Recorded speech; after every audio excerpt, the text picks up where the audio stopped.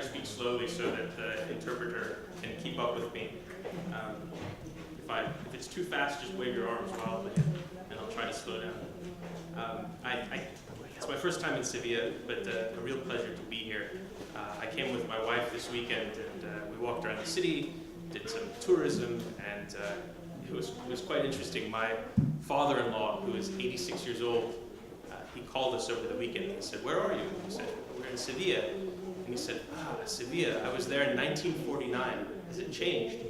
And I said, I honestly don't know. But as we walked around, I realized that a lot of the way that people experience and see these cities, no matter what's changed, the way that we involve ourselves in these cities has changed dramatically. All weekend long, I was using my smartphone, and I don't think I would have ever found my hotel without it. These streets are very confusing, but it's an interesting way to experience a city. It's a camera. It's more than just a phone. It's got advice. It's got detailed information. So in the cathedral, I can learn as much from this connected to the internet as I could from any guidebook. It's a digital assistant. It's a wealth of knowledge. It's an encyclopedia all in one. And this is, I think, a little bit of what we want to talk about today, the changes that the mobile internet is creating in our economy and in our society. It's something that's obviously very interesting to Google because we're an internet company, we're a technology company, and we are focused on the way that these new inventions are changing all of our lives. In some ways, very, very positively, but also with, creating tension and concerns that we should also acknowledge and consider. Rapid change is, to use a word from Silicon Valley, disruptive, and we need to think about that as well.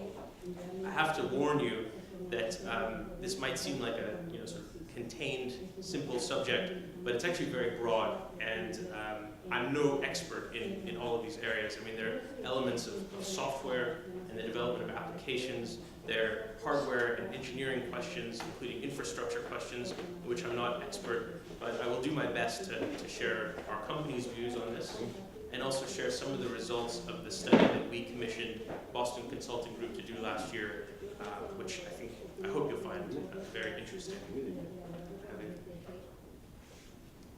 Let's see. First of all, we should look at what's happening in the mobile computing environment. In Western Europe, as in the United States, and definitely in Asia, we've reached an inflection point where, in fact, the internet is now predominantly mobile. So people are spending more time on the internet on their mobile devices than they are in desktop computers. And this brings some changes. We have very, very powerful devices now. I mean, this is the evolution of the smartphone or the telephone going back for a generation. And this ends in September of 2012 with the iPhone 5, and now the iPhone 6. We have advanced devices that are actually, any phone in anyone's pocket in this room is more powerful than all of the computing power NASA had in 1969 when they put a man on the moon. It's quite phenomenal. And what does this mean for us in practice? I mean, what does having this enormous power in your pocket do for you? In addition to making sure you don't get lost in Sevilla, and you know which restaurants are good, you can obviously play Candy Crush all day long. It's some of the same things that we've done before. We entertain ourselves, but in addition to this, I'm joking a little bit. We have access to a world of content, streaming video, streaming music, a camera, a video device. All of these things wrapped into one, and it's tremendously powerful for consumers and for companies. And this is just a look at some of the applications that we're seeing on mobile devices. I mean, in addition to being a phone, you can, if you look at the upper left, you'll see Google Maps.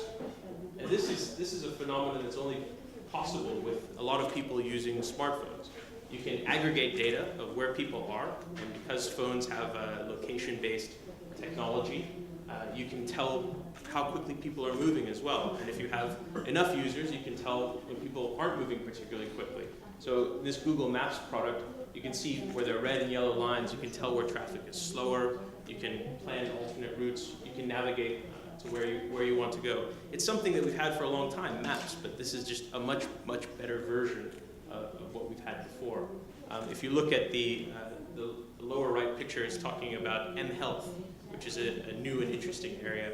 You get applications that for people who don't have regular access to medical care, they can use the camera on their smartphone to detect their pulse, to take regular readings of their heartbeat.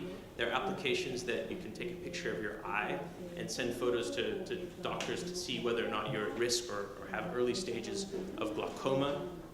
These phones come with accelerometers, so they can measure the velocity of your movement. You can use this to, in fact, detect or at least warn you of signs of stroke. If you keep the phone next to your head, it can tell how well you're sleeping, in fact. Some applications claim that they can. Another one that I've heard about recently is if you walk around with this device all day long, it detects changes in your movements, very subtle changes over time that might be early indicators of disease. So it's very powerful.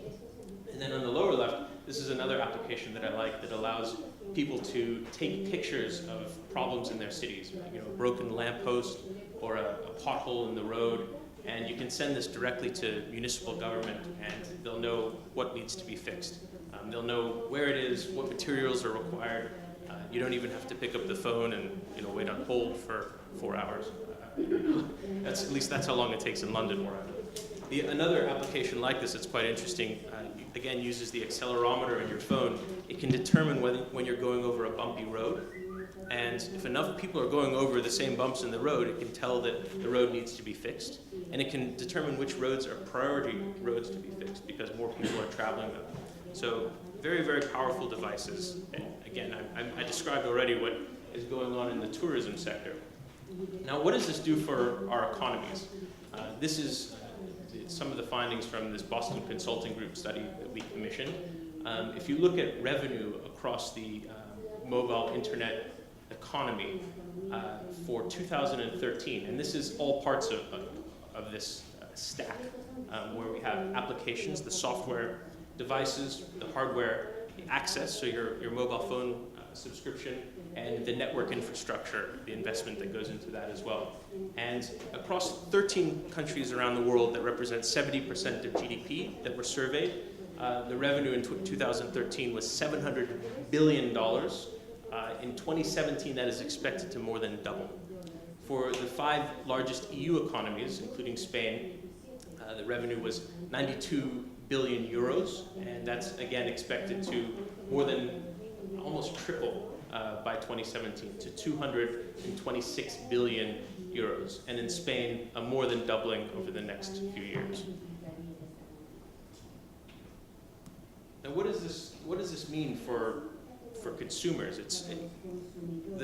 We can use a measurement that's known as consumer surplus, which is the difference between the perceived value of the services that people get in the mobile internet and what they actually pay for it. And if you look at this difference, this is based on survey data. And Boston Consulting Group conducted a very large survey with, I think, 10,000 participants. The difference, at least in Spain, is over 4,000 euros. So 13 times, roughly 13 times, the value of what you pay for all features of the mobile internet, your device and your subscription. Much of this, I should say, is due to intense competition. There is falling prices for mobile access, for subscriptions for consumers, and also falling prices for devices. You might have seen that Android and Apple, the iOS system, are in intense competition. iPhone 6 comes out, then the next Samsung phone based on Android comes out, and these are more and more powerful devices, but also at the high end, for sure. At the lower end, you're getting really powerful smartphones that cost less than $100 in many cases. Around the world, so many people are getting online for the first time using these smartphones that cost virtually nothing. One other interesting thing that Boston Consulting Group looked at in terms of what consumers would rather give up than their smartphone, all of these things were less popular than a smartphone. Obviously, that has implications for some of these businesses as well. Newspapers and books, fast food, chocolate and beer. The good news is that more people are willing to give up smartphones than showering, or at least 10% of the population said that they would rather give up showering than their smartphone. That's Spanish data, by the way.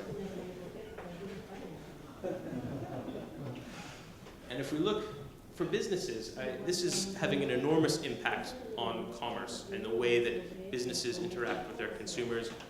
Mobile payments, are being adopted, I think slowly at first, but I expect that we're going to see a rapid deployment and use of this technology over the next few years. And this is, frankly, I think, good news for Spain. There are very good examples here of companies that are succeeding in the mobile internet with new and innovative business models. Phone is particularly interesting. I'm sure you all know about it, but it provides Wi-Fi hotspots. Creates a community of people who share their Wi-Fi hotspots. If you're part of the community, then you have free access to other people who are providing their Wi-Fi. And you can also share in the revenue for people outside of the network who are paying for access. So me, for example, visiting Sevilla for the weekend, I can get a Wi-Fi hotspot from a phone user, and whoever's hotspot I'm using will share in the revenue from what I pay. A very interesting and innovative model. BQ is the brand name for Mundo Reader, just outside of Madrid. And this is a great success story. They are building tablets, e-readers, and smartphones based on the Android operating system. It's an open source operating system, so anyone can take it and build a device with it. And this is much more than just sort of rebranding devices that are made in Asian factories. There are actually 1,000 employees in this company now.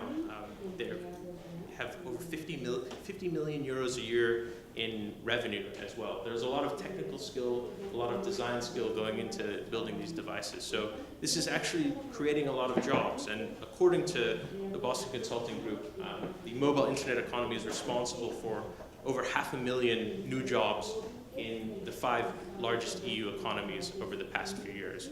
So not just a phenomenon that's benefiting consumers. And when you look at entrepreneurs in this space, we were talking a little bit about an accelerator in Malaga. Entrepreneurs are not creating websites anymore. The new startup is a mobile application.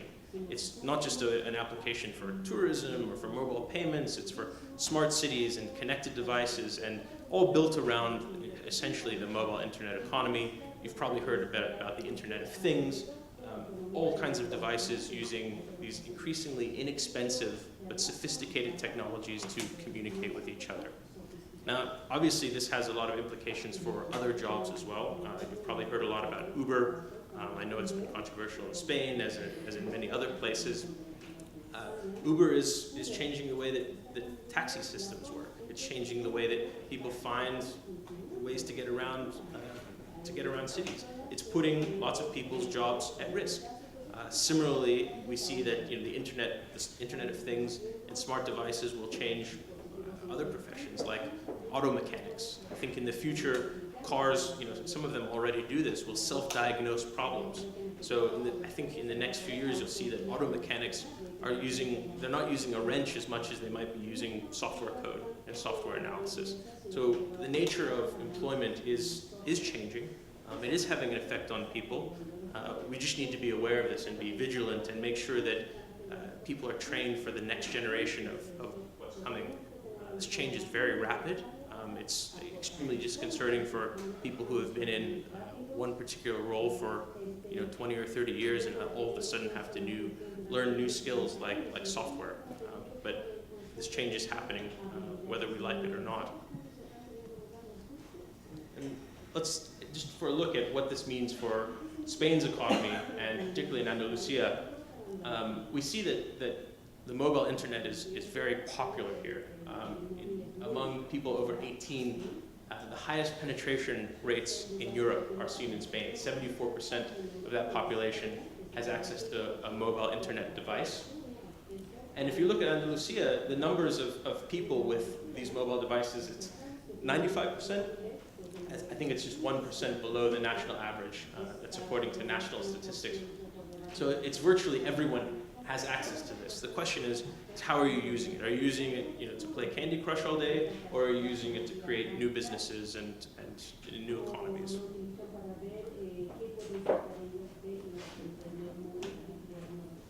And one of the things that I think is crucial here is not just the availability or the way in which consumers access these mobile internet devices, but the networks in which that they use. If you look at broadband mobile internet coverage in Spain, this is a map of most of the country showing where there's coverage. You see quite extensive coverage, mostly centered around urban areas. This is primarily 3G coverage, third generation coverage. 90% of the population in Europe has this. 3G SIM cards, the largest number deployed are in Europe, larger than in any other region in the world. The problem is that 4G coverage is much lower. This is what 4G looks like in Spain. Now, the potential 4G are speeds 10 times faster. The concern has to be that Spain and, frankly, the rest of Europe could fall behind. You see 4G deployment in Spain is, I think, currently around 3%. It's about 25% in the United States. Broadband mobile speeds in Spain and the US are roughly equivalent, but they're 1/4 of what they are in South Korea and Japan. So it's absolutely vital that these infrastructure investments be made so that people have access to better, faster internet and can use all of these new technologies to create new businesses and interact with the internet in all of these different interesting ways. Thank you, and hope we can have an interesting discussion.